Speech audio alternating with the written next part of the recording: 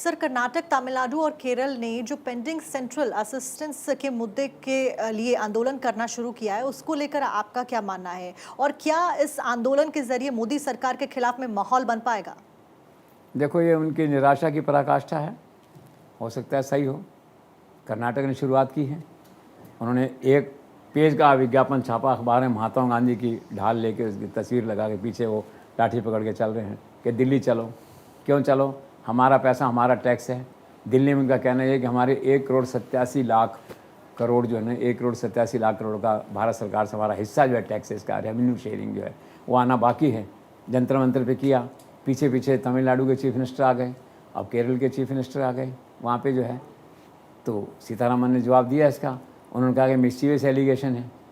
उन्होंने कहा कि 10 साल में जो पैसा रिलीज़ हुआ था पहले यूपीए के टाइम में, और हमने जो रिलीज़ किया है वो 3.5 गुना ज़्यादा है।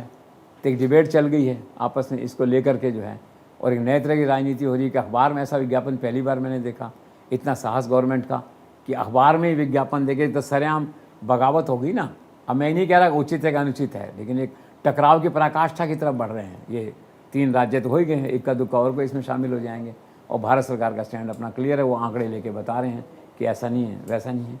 और रही बात इसकी कि जनता कितना प्रभावित होगी, तो वो देखो, जनता का तो मैंने आपसे पहले भी कहा कि अभी राम मंदिर के मामले में नरेंद्र मोदी दक्षिण भारत गए थे, मंदिरों में गए थे, बहुत अच्छा रेस्पॉन्स था।